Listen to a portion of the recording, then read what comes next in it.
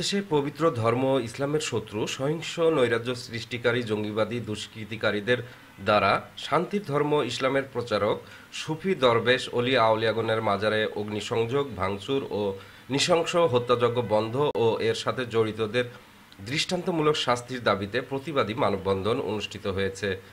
আজ শনিবার বিকেল 4টায় রাজশাহী মহানগরীর সাহেববাজার জিরো পয়েন্টে বাংলাদেশ সম্মিলিত সুফি পরিষদের আয়োজনে এ মানববন্ধন অনুষ্ঠিত হয়।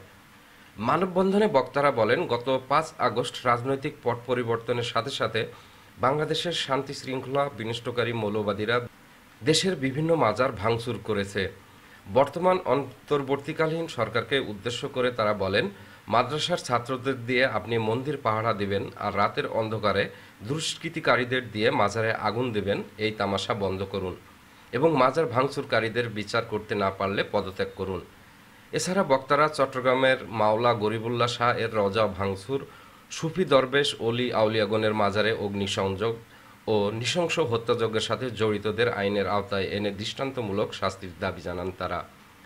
মানববন্ধনে বাংলাদেশ সম্মিলিত সুফি পরিষদ রাজশাহী জেলা শাখার আহ্বায়ক ডক্টর শাহ সৈয়দ হাসিবুল হাসান রাজা, প্রচার সম্পাদক মানসুরিয়া খানকা শরীফ দারুসা পবা রাজশাহীর এস.এম. আজিজুল আলম, বঙ্গবন্ধু কলেজ রাজশাহীর অধ্যাপক শাহাদত হোসেন, ভক্ত বাখরাবাজ দরবার শরীফ কাটাখালী রাজশাহীর ইয়াসিন আলী মোল্লা, সভাপতি ধামিন পাকুড়িয়া দরবার শরীফ মোহনপুর রাজশাহীর ডাক্তার শাহাবুল, খাজা চিশতিয়া মাকদুমিয়া মালঙ্গি কালান্দর নিজামী কাদরি দরগা শরীফ ঘোড়ামারা রাজশাহীর সাধারণ সম্পাদক মোহাম্মদ শফিকুল ইসলাম, মান্দা শালিফিন দরবার শরীফ রাজশাহীর প্রচার সম্পাদক খন্দকার রফিক চিশতি এবং ভক্ত দুর্গাপুর দরবার শরীফ রাজশাহীর ওমর ফারুক সহ অসংখ্য ভক্তবৃন্দ উপস্থিত ছিলেন।